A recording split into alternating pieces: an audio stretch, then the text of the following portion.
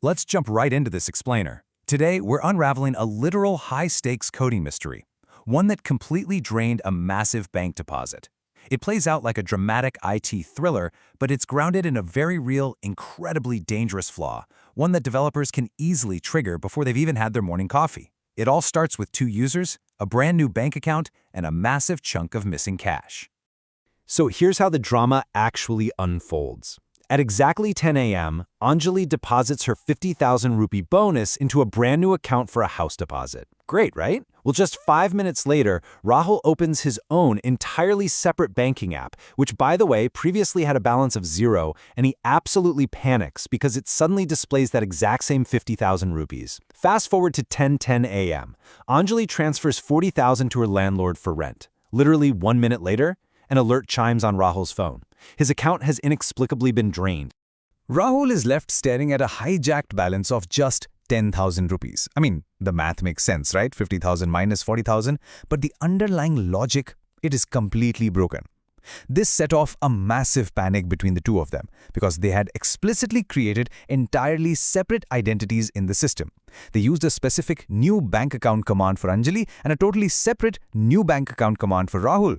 By all the rules of logic, Anjali's spending should never ever have touched Rahul's mummy. Section 1. Inspecting the crime scene. Let's get right into the code reveal. Okay, here is the exact Java syntax they wrote to build the blueprint for these bank accounts. We've got a class called bank account, an integer for the balance starting at 0, and a string for the account holder's name. Now, what's really fascinating here is a single, extremely dangerous word hiding right in plain sight. It looks completely harmless to the untrained eye, but I promise you, it is the sole reason 40,000 rupees vanished from Rahul's screen. And the culprit is right here. It's the word static, placed directly onto their balance integer. This one specific line of code is literally what tied their financial fates together. When they typed static int balance equals 0, they made a massive, massive architectural misstep without even realizing it. So what's actually happening?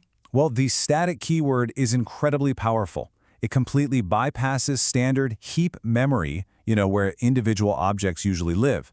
Instead, it attaches the variable directly to the overall class blueprint. What this means in plain English is that it forces every single bank account object ever created to share one single global memory slot for the balance. Section 2. Objects versus the blueprint, or how memory failed. Let's contrast those individual instances with the shared blueprint. While the new command successfully gave Anjali and Rahul distinct, separated identities, meaning their names were safely stored in totally separate areas of the heap memory, their actual money was not. Because they used that static keyword, the balance variable was trapped way up at the shared blueprint level. It wasn't Anjali's balance, and it wasn't Rahul's balance. It was the blueprint's global balance. The crucial takeaway is this: their separate instances were ultimately wired to the exact same global cash register. Anjali's account points to the global balance, Rahul's account points to the exact same global balance. So obviously, when Anjali wrote that rent check, the system instantly deducted it from their shared state. One single deduction violently affects both users because to the computer there was literally only ever one pool of money. Section 3. When to use static. The redemption arc. Now, it's not all doom and gloom. If we swap away from a bank account and instead look at a user class, the picture changes completely. Here, we can actually use static intentionally, and honestly, it's pretty brilliant when you want to track a global user count across an entire app. Notice how it says static int count equals 0?